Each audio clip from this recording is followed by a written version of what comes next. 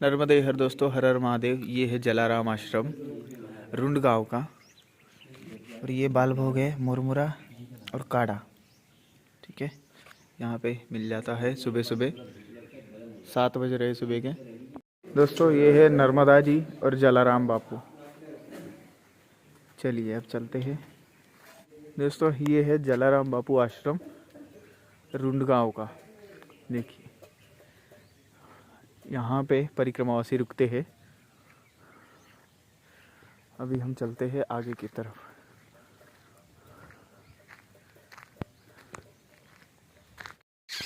जलाराम आश्रम के ठीक पीछे से रास्ता जाता है। ये देखिए, ये जाता है कारंजा नदी की तरफ। ठीक है, और यहाँ से सूरज भगवान,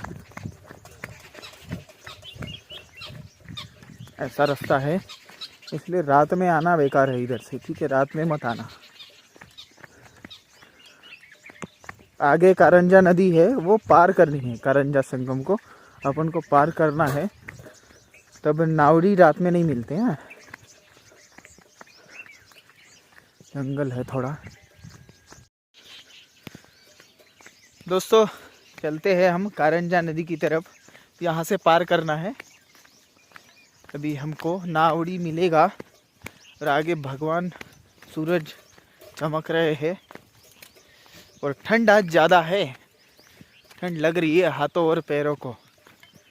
इस वजह से आराम आराम से जाना है और बहुत तसल्ली से करना पड़ेगा परिक्रमा आज। और सारा ऐसे पानी पानी हो जाता है इस पे, घास पे सारी। यहाँ कहाँ है पानी? कारंजा नदी और उस साइड है लगता है। ये तो जाना पड़ेगा नीचे। ये देखिए, ऐसे नीचे जाना पड़ेगा इसको। चलिए चलते हैं।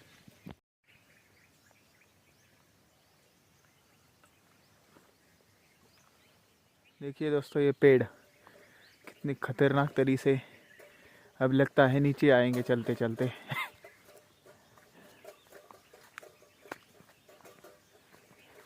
और यहाँ से आए हम। ये ऐसा देखिए, इतना सुंदर।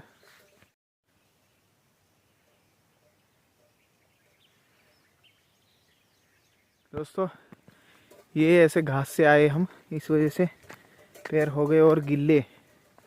ये देखिए, तो ये क्या सरकते हैं। ठीक है, और ये रही कारंजा नदी। कारंजा नदी है ये। अब यहाँ से नाव से पार करना होगा हमें। ठीक है, अभी नाव वाले इधर आएंगे उधर आएंगे, पता नहीं किधर आएंगे। ये कारंजा नदी इस साइड से आती है। देखिए और क्या सुंदर नज़ारा है। और आगे मैया का संगम है। जो पीछे से ये कारंजा संगम दिख रहा है, कारंजा नदी का और मैया जी का संगम जो दिख रहा है ना, यहाँ पे ऊपर था नागेश्वर तीर्थ था। ठीक है, वो वासुकी नाग की तपस्थली थी, लेकिन कुछ सालों पहले ही वो गिर गई। फिर बाद में किसी ने बनाने की सोची नहीं। ठीक है, इस वजह से। लेकिन ये संगम तीर्थ तो ज़मीन तो वही है तपस्या की, तो वो तीर्थ तो हमेशा ही रहेगा।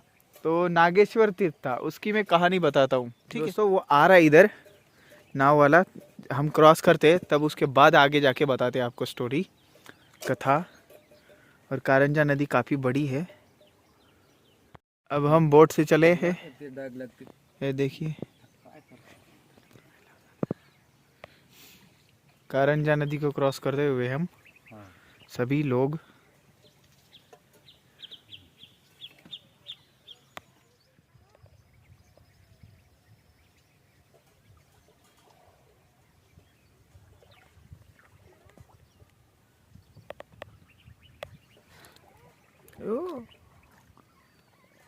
पानी पैर चला गया।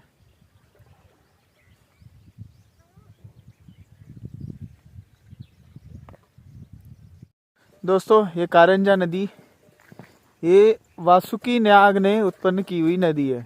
तो आपको बताता हूँ इसकी कहानी क्या है पूरी। हुआ ऐसा था, माता गंगा जी शिव जी के जटाओं में थी, तो हमेशा जटाओं में रहती थी। पार्वती जी को एक दिन ईर्ष्या हो गई कि भाई गंगा जी हमेशा माता जी के, ये महादेव जी के जटाओं में रहती है और अपनी जलधारा प्रवाहित करती रहती है। तो एक दिन पार्वती जी ने वासुकी नाग को बोला, जब भगवान शिव तांडव करेंगे तब तुम गंगा जी को पीते रहना, जो धार है उनकी पीते रहना। तो पार्वती जी ने तांडव करने को बोला महादेव जी को, तांडव करने लग गए और जो धार गिर रही थी वासुकी नाग पीते रहे हमेशा गंगा जी की। इस बात से गंगा जी हो गई गुस्सा। गुस्सा होने के बाद गंगा जी ने श्राप दे दिया कि तू सेवा से निष्कासित हो जा।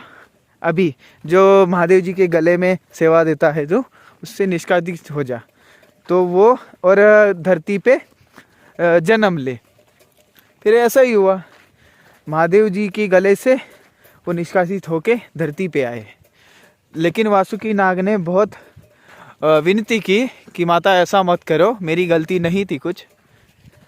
फिर माता जी ने बोला कि आप यहाँ पे आके, यहाँ पे एक करंज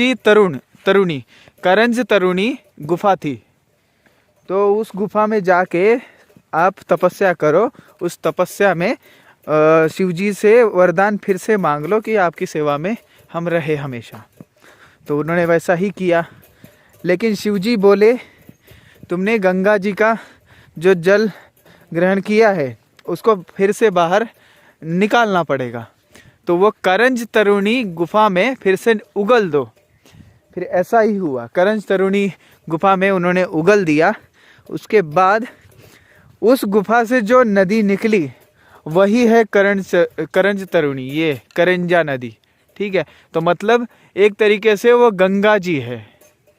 गंगा जी उगल दी ना, तो फिर गंगा जी का पूरा जल इतना सारा था वो, तो वहीं से करंजा नदी का उद्गम हुआ। और इसीलिए इस स्थान का नाम नागेश्वर पड़ा, संगम का। तो ये थी सारी कथा इसकी।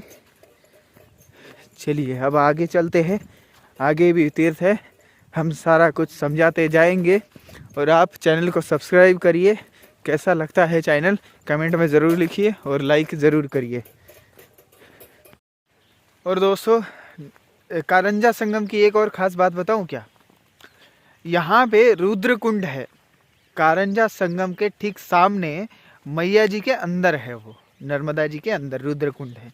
वहाँ पे भगवान शिव जी एक बार नहाने आए थे। तो रुद्रकुंड तो अभी जलमग्न रहता है वो हमेशा, ठीक है, वो नहीं दिखता। और पहले दिखता था, अभी नहीं दिखता कभी, ठीक है। तो वो नर्मदा जी के अंदर है, इसलिए वो बहुत खास जगह मानी जाती है। ये देखिए, अब आपको समझाता हूँ पूरी बात। ये देखिए, ये यहाँ पे ना एक टापू है, मैया जी दोनों साइड से हो गई है और यहाँ पे टापू बन गया है। ये बहुत बड़ा टापू है, देख रहे हैं आप आगे ये जो पट्टी दिख रही है ना, देखिए मैं थोड़ा कैमरा बदलता हूँ, रुको, ये अब दिख रही होगी आपको, ठीक है। दोनों साइड से मैया जी की धार गई है, टापू बन गया है यहाँ पे, ठीक। और ये आगे सुखदेव है। इस टापू की क्या कहानी है पता है? यहाँ पे मार्कंडेश्वर और वैशेश्वर भगवान है। मार्कंडेश्वर वैशेश्वर क्यों है? व्यास जी एक बार यहाँ पे आए थे, उन्होंने अपना पूजा पाठ किया और ये एक शिवलिंग यहाँ पे स्थापन किया। और व्यास जी जब थे तब मार्कंडेय ऋषि भी यहाँ पे उनसे मिलने के लिए आए थे, उनके दर्शन के लिए आए थे व्यास जी के। इस वजह से उनका भी शिवलिंग यहाँ पे मार्कंडेश्वर वैशेश्वर, ऐसा इसकी कहानी है। और बहुत अब क्या है, हम परिक्रमा में होने के वजह से हम उधर जा नहीं सकते, अब वो स्पेशल आना पड़ेगा उनके दर्शन के लिए। परिक्रमा में मैंने इस बारे में कभी सोचा ही नहीं यार। हाँ, मेरे को आना पड़ेगा इधर, ठीक है। ये टापू पे भी बहुत सारे तीर्थ स्थान है, टापू होते हुए। अब मैंने 3 तो पीछे छोड़ दिए कि मतलब हम जा नहीं सकते इस वजह से, लेकिन स्पेशल टापू के लिए कुछ टाइम लगाएंगे हम, ठीक है। चलिए आगे की तरफ बढ़ते, सुखदेव है आगे। देखिए, इस बार मैया ने बहुत सारी ज़मीन काट दी है। ऐसे करते करते मैया बढ़ती जाएगी हर साल, और जो अतिक्रमण हो रहा है वो निपटता जाएगा। दोस्तों, आपको मैं जो बताता हूँ ना, अब देखिए आपके तीर्थ ना छूट जाए इस वजह से मैं ये वीडियो बना रहा हूँ, ठीक है। अब देखो, अब कुछ लोग यहाँ से आगे निकल गए, अभी सामने दिखा, उनको पता नहीं होने की वजह से निकल गया, ठीक, बाकी कोई बात नहीं। मार्कंडेश्वर ये है आगे टापू, यहाँ से ठीक लेफ्ट साइड को ऊपर की तरफ रास्ता जाता है, वो सुखदेव की तरफ जाता है, सुखदेव तीर्थ, ठीक है। तो आप यहाँ से आए तो सुखदेव तीर्थ के दर्शन जरूर करके जाए, ठीक है। अभी दिखाते हैं आपको ऊपर जाके कैसा है सुखदेव। देखिए यहाँ पे कैसा वन है, बाम्बू का वन। इस बाम्बू के वन से पीछे पीछे होते हुए उधर की तरफ जाना है। अब देखिए मैया इस साइड है, लेकिन हम थोड़ा सा उल्टा जा रहे हैं। तीर्थों के दर्शन के लिए तो जाना ही पड़ेगा ना। ऊपर है, इस बाम्बू के वन से ऊपर है सुखदेव। देखिए ये बहुत पुराना है, किलानुमा है। ओ यहाँ पे भी पूजा की है। ये देखिए सुखदेव, सुंदर स्थान है। यहाँ पे बहुत सारे लोग आ नहीं पाते, पता नहीं होने की वजह से, और नीचे से दिखता नहीं है ये, और प्राचीन स्थान है ये। राजा महाराजाओं ने बना के चले गए, अभी भी रहा है, अच्छा सा रखा गया है। ये देखिए घाट कैसा बना है इसका, है ना सुंदर, कैसा है।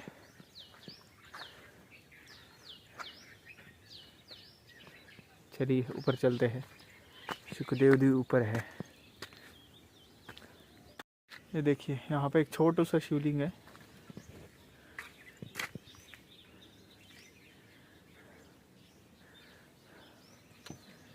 चलिए चलते हैं ऊपर।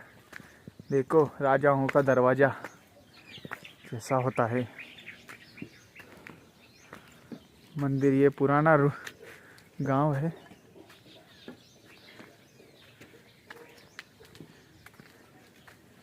देखिए कैसा ये सुंदर है, कितना पुराना है, अच्छे से रखा गया है। और ये पत्थर देखिए दोस्तों, ये पत्थर राजस्थानी पत्थर है। चलिए अंदर चलते हैं। ये देखिए ये है सुखदेव जी महाराज जी का मंदिर।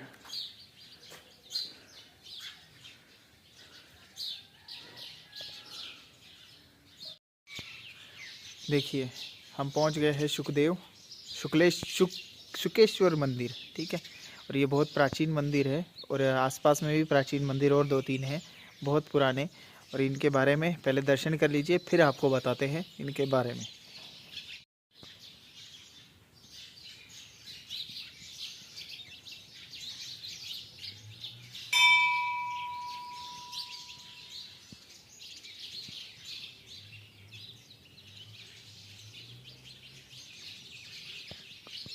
दोस्तों आप दर्शन करिए शुकेश्वर महादेव सुखदेव जी की तपस्थली।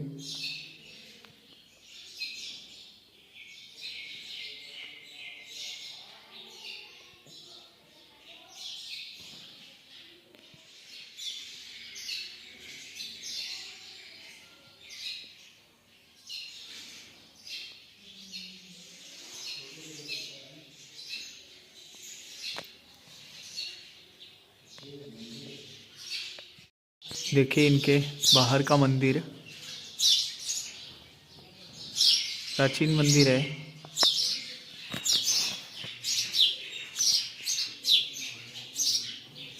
पक्षियों की आवाज़ सुन रहे हैं आप?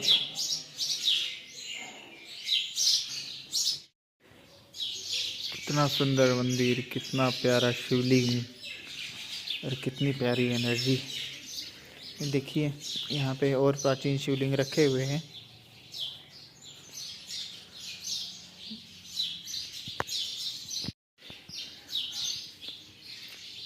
भव्य मंदिर है। और यहाँ पे एक पेड़ है, ये देखिए ये कितना बड़ा है और कैसा बड़ा हुआ है, बहुत यूनिक दिखता है ये पेड़।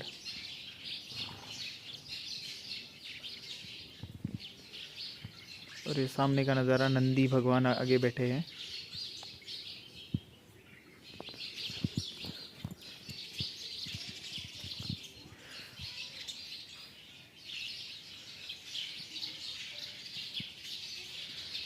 शुकदेव मंदिर, शुकेश्वर मंदिर। और ये पुराना स्ट्रक्चर है पूरा।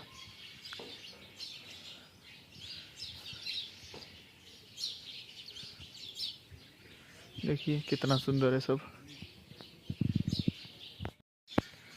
दोस्तों ये रहे यहाँ पे शुकदेव भगवान।